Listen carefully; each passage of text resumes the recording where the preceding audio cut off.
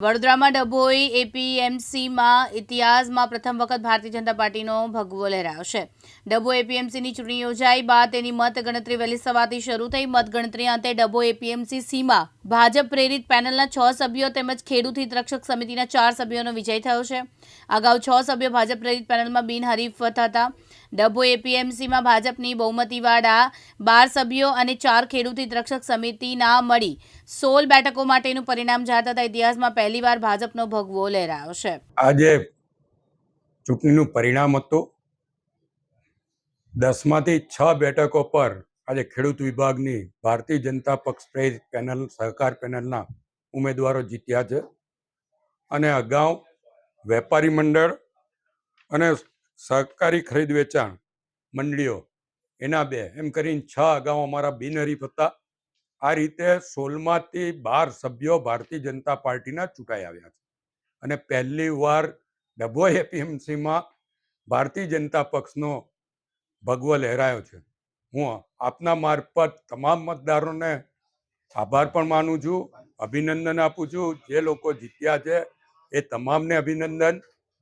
સામે 4 જે છે એ ખેડૂત હિત રક્ષક સમિતિના છે। ખેડૂતોના હિતની વાત એ લોકો જ્યારે પણ કરશે ત્યારે એમની સાથે પણ અમે ઊભા રહીશું। ખેડૂતોના હિત માટે સંયુક્ત રીતે તમામ એપીએમસીના સભ્યો કામ કરશે એવી અપેક્ષા રાખું છું અને ફરીવાર આ તમામ જીતેલાને દિલથી અભિનંદન આપું છું અને ફક્ત એપીએમસી જ ભાજપનું બાકી હતું। બાકી નગરપાલિકા હોય, જિલ્લા પંચાયત હોય, તાલુકા પંચાયત હોય, એ તમામ ઠેકાણે ભાજપનું શાસન હતું। એપીએમસી એક બાકી હતું। આજે એપીએમસીમાં પણ ભાજપનું શાસન સ્થાપિત થયું છે ત્યારે હું ડભોઈ નગર, ડભોઈ તાલુકાના તમામ નાગરિકોને દિલથી અભિનંદન। આ જ રીતે ભારતીય જનતા પક્ષ સાથે રહીને આપણે આ વિસ્તારના વિકાસમાં સૌ સાથે મળીને આગળ વધીએ એ જ અભ્યર્થના। ગઈકાલના રોજ ડભોઈ એપીએમસી ખાતે મતદાર વિભાગની ચૂંટણીનું આયોજન થયું હતું। એમાં અમારા 10 ઉમેદવારોને અમે અહીંયા ઉમેદવાર તરીકે અહીંયા આગળ પેનલમાં ઉતાર્યા હતા। એમાંથી અમારા 4 ઉમેદવારોની જીત થઈ છે। આ જીત એ તાલુકાના ખેડૂતોની જીત છે, તાલુકાનો ખેડૂતોનો અવાજની જીત છે, નહીં કે અમારી જીત।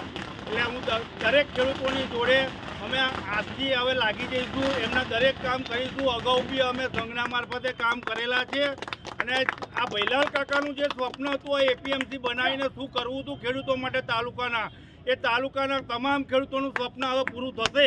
ઇમરાન મલિક, દિવ્યાંગ ન્યૂઝ, ડભોઈ, વડોદરા।